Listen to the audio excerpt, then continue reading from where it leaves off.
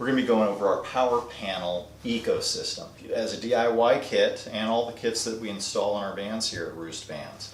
You're going to be getting all of the core wiring inside the van to a central point so that you can control where the power goes to the rest of your van. So first things first, we're going to hop on the whiteboard here. So Roost Vans has been around for quite a few years now. We work hard to take a pretty simple approach to power needs and not go overboard if we don't need to. There's a lot of great product out there, but ultimately there's also a lot of money that you could spend on it unnecessarily. So the way I look at power systems is you have a cup, and that cup is full of water, and that's your battery. You also have a drain out the cup. Those are your loads. And you need to recharge that battery. So ultimately, what you end up doing is recharging it with either solar, shore power, or engine power. And those three types of power options are all really quite valuable. They have their positives and their negatives, and I'll go over those now. So with solar power, then it's a great system, but ultimately price per watt tends to make it the third best choice. Engine power is always there and always available, which has made it our second best choice. And shore power, just due to the nature of how powerful it can charge, makes it the first best choice, and the fact that you could charge constantly off of the grid. Now, with an engine power source, then you can typically charge at about, say, 70 amp hours at the highest. Shore power is going to be about the same, and depending on your solar array, then you're going to be getting more than likely a typical camper van style solar charging is going to be anywhere between 15 and 30. Otherwise, you're going to be commandeering a lot of the roof of your van, and you're going to end up spending quite a bit of money in order to do so, only when it's sunny and you're parked in the sun. So as far as our loads are concerned, then we have a number of different loads to consider. We have small loads, and we also have big loads. Probably the biggest load that we end up talking to customers about is an air conditioner. And that typically requires somewhere between, if you're going to be off-grid, about $10,000 to $15,000 of investment to run that air conditioner off-grid properly. We'll get over some of the details on that in a little bit. Other big loads could be blenders, as well as induction cooktops, and also things like hair dryers and Instapots and electric kettle boilers. Now, some of the smaller loads that really do not require a lot of power are LEDs, vent fans, and say auxiliary bunk heaters that are tapped off of the fuel tank, not electric heaters. Pumps for water, and depends on the type of on the type of refrigerator you get. It can be either a small load or a large load. If you spend a little more money, it's going to be a small load. If you go to Home Depot and get a refrigerator, it's going to be a large load. If that fridge is kept in a cooler environment, say in the shade, the interior of the van doesn't get hot, or you put in a vent fan that keeps some air circulating inside the van, then the fridge will not cycle as much and will then be more towards the small load. But as far as smaller loads are concerned, then fridges do tend to be on top of that power draw and power requirement. The battery size is the next choice in how we end up defining the battery size. You know, our typical batteries that we suggest to customers are anywhere in the 200 to 300 amp hour range, because most of our customers are parking for a couple of nights, maybe 3 nights. They tend to be in the smaller load category, and they don't tend to have the larger load needs, or they design their van and they design their requirements and their trip so that they don't require all these larger loads as well. Our typical setup is that we have a good shore power charger, so when that's available, and we use Goal Zero systems with the link module that allow for a significant engine charge for those customers, particularly if they're going to be driving around every 1 to 2 days. They're going to be recharging their system anyway. And I'd say 25% of the time we'll put a couple 100 watts of solar on top of the van. For usually the justification of that is to trickle charge the draws of the fridge. Now, as far as budget is concerned, I'd say that solar value to dollar wise is going to be one of the highest.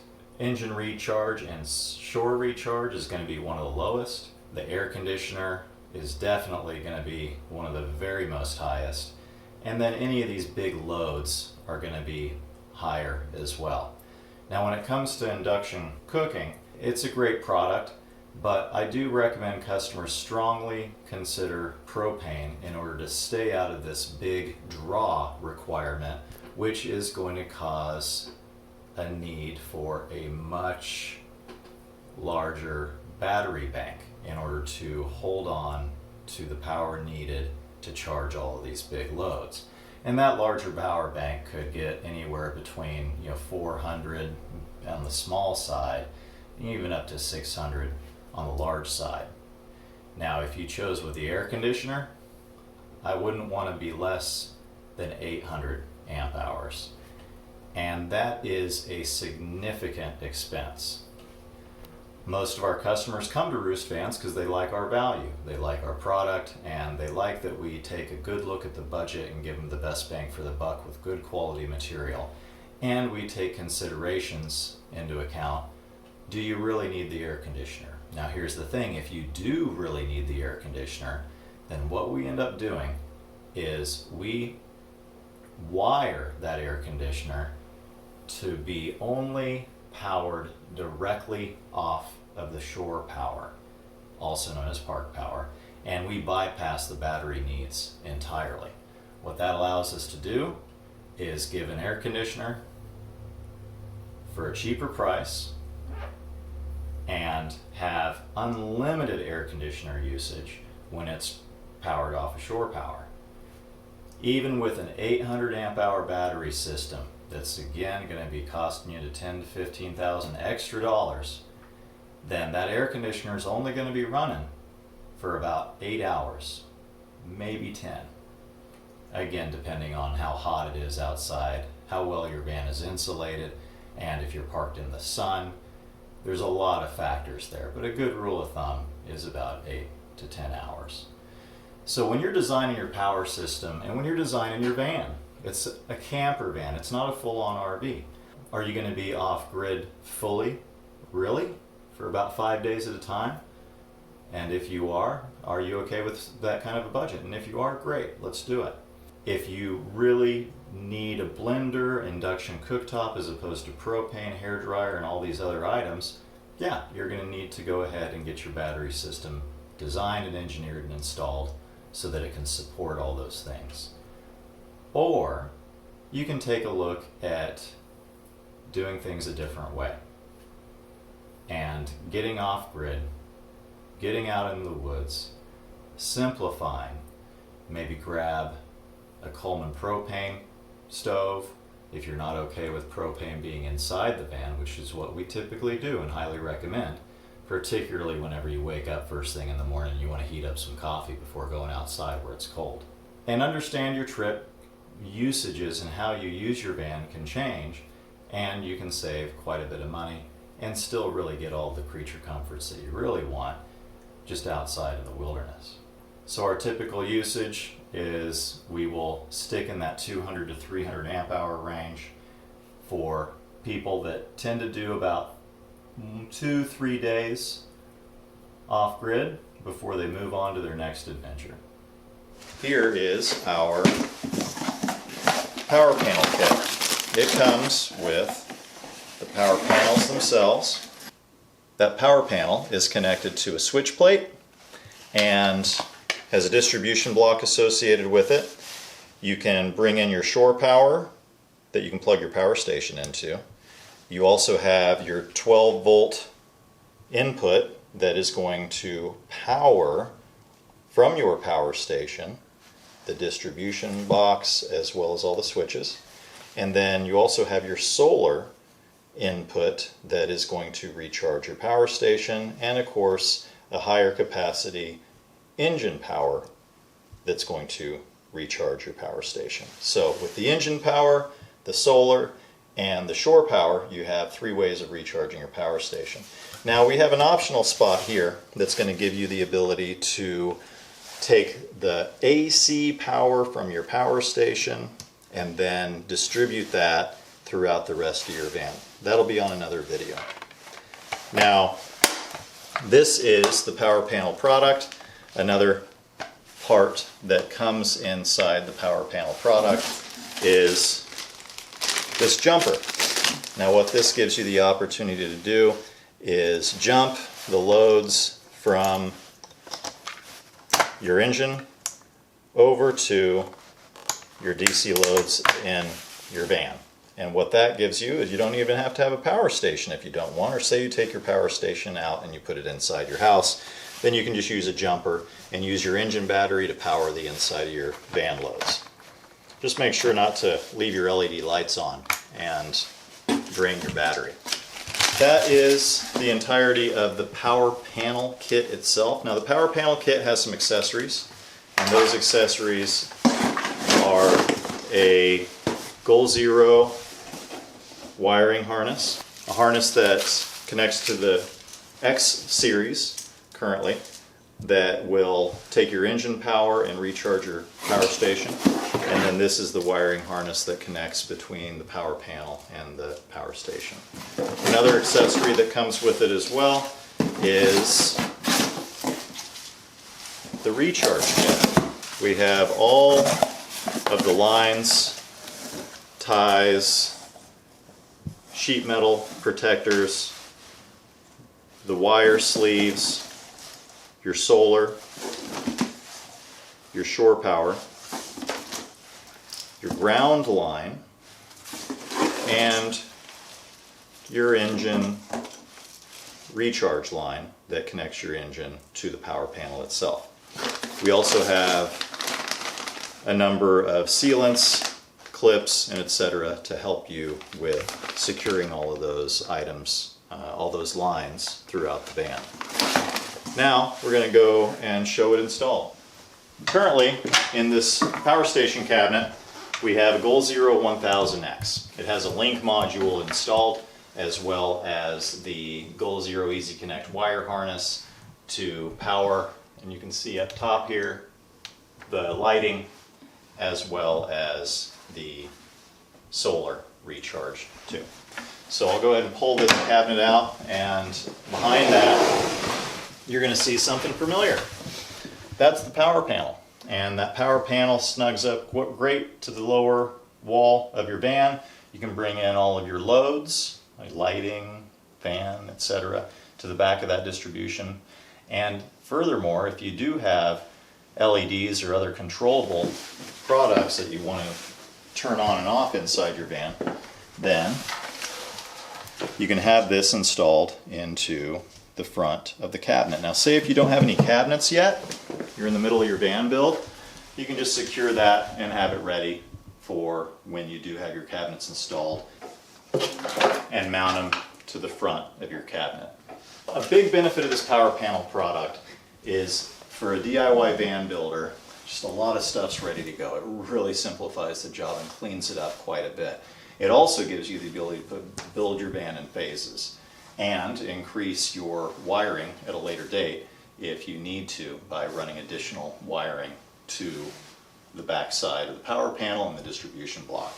You can connect to these switches that are already set up, and also it comes with a USB plug-in. So let's check out a couple of vans with it installed. So right now we're in the middle of a build. It's not done yet. We've got some paneling in and so forth. We've run all our load wiring from our lighting, our vent fan, etc. We've also installed our recharge wiring that I've gone over, and in this case we put it on the passenger side of the vehicle.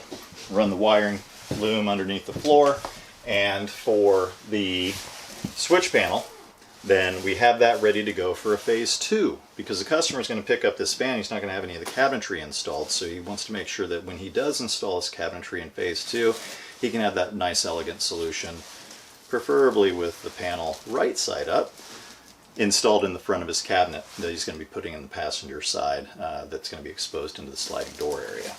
This is also able to be installed on the driver's side, which is standard, and in this case we ran it under the floor and installed it on the passenger side. So you'll see an option here. We got a 120 volt household style inlet, and what that gives you the ability to do in your power station, you put in an extension cord out of your inverter on your power station and plug it in right here. We have that 120 volt line behind the wall, the AC 120 volt line behind the wall and running up here in order to power a microwave at a later date. You can continue to get J-boxes in place all throughout the van and continue to run your wiring additional places in the van if you choose. It's an option. You don't have to use it if you don't want to, but it's a great option if you do. Alright, now we already done a video of this van, Sprouse. Check it out if you'd like. But this power panel system is already fully installed in this van. What's great is we have all that wiring and switching located at one spot, so we can use dimmable lighting, switches to get some light inside the van. And we went ahead and put the power panel right in the back, right behind this Goal Zero 6000X. And in this case, you see that Goal Zero wiring harness, and the power panel is hidden behind, and it's a pretty clean, elegant solution for a really significant power bank. And you still have access to everything here, as well as the heater and some USB plugs. Now, something that's very important to note, Roost Van specifically is using this cigarette style plug, and then you can get a flush fit USB-B or C or other product of your choosing to plug right on in. And that is by design, knowing that things are going to change in technology. So that's a big wrap up on our power panel ecosystem of products. It's designed to help simplify a little bit the wiring of vans. Now, there's still a lot of work to do in the wiring, but at least that we can give you is a elegant solution that's going to bring everything together in a one-stop shop with some good dimmable lighting and an elegant display. So that's Roost Vans. Check us out. It's a DIY product for sale now on our website at roostvans.com.